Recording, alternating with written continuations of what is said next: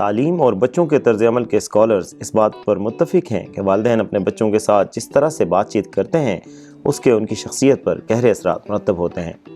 کسی بچے کی بنیادی تربیت کا عمل اس کی پیدائش کے لمحے سے بلوغت تک ہوتا ہے۔ جس معاشرے میں وہ رہتا ہے وہاں دوسروں کے ساتھ کس طرح مناسب طریقے سے برتاؤ کرتا ہے، اس پر عمل پیرا ہونے کی تعلیم دینا اسے خود مختار زندگی کے لیے تیار کرتا ہے۔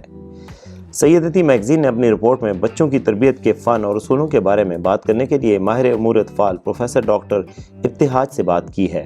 پروفیسر ڈاکٹر ابتہاج کے مطابق تعلیم بچے کی زندگی کے پہلے سالوں تک محدود نہیں ہے، یہ جوانی میں بھی جاری رہتی ہے، اس لیے بچوں کی مستقل نگرانی انہیں ذہنی اور جسمانی حفاظت کا احساس دیتی ہے۔ پروفیسر ڈاکٹر ابتہاج نے بچوں کی تربیت کے 6 طریقے بتائے ہیں۔ سب سے پہلے والدین کا اپنے بچوں کے ساتھ تعلقات کو مستحکم کرنا۔ بچوں کو شرمندہ کرنے اور ان پر چیخنے چلانے کے بجائے حوصلہ افزائی اور اختیارات فراہم کرنے اور انعام و سزا کا طریقہ استعمال کیا جائے تو بہتر ہے۔ دوسری اہم بات بچے کی خود اعتمادی کو بڑھانا ہے۔ خود اعتمادی کی تعمیر کا آغاز بچپن سے ہی ہوتا ہے۔ اس کی شروعات بچپن میں والدین کی جانب سے بچوں کو پیار اور اہتمام کے احساس سے ہوتا ہے اور وقت گزرنے کے ساتھ ساتھ اس کی نشو و نما ہوتی ہے۔ بچے کو جب کچھ اختیارات ملتے ہیں تو وہ خود اعتمادی محسوس کرتا ہے۔ تیسرا طریقہ بچے کو شراکت اور تعاون کا جذبہ سکھانا ہے۔ بچپن کے ابتدائی مرحلے میں بچے کے لیے دوسروں کے ساتھ کوئی چیز بانٹنا مشکل ہو سکتا ہے۔ وہ سب سے پہلے اپنی ضرورتوں کا خیال رکھتا ہے، لیکن آہستہ آہستہ اسے ارد گرد کے لوگوں کے ساتھ تعاون کرنے کے لیے زیادہ تیار کیا جا سکتا ہے۔ یہاں والدین کا بڑا اہم کردار ہوتا ہے۔ چوتھی اہم بات ہے احترام اور تعریف کے ساتھ بچے کی پرورش کرنا۔ والدین اپنے بچوں کو یہ سکھانا چاہتے ہیں کہ وہ دوسروں کا احترام کریں اور ان کے جذبات کو سمجھیں۔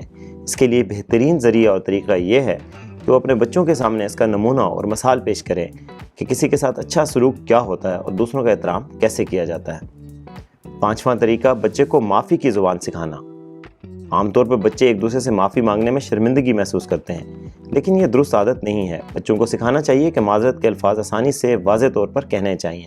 سب سے آخری اور چھٹا طریقہ یہ ہے کہ بچے کی جذباتی ذہانت کو پروان چڑھایا جائے۔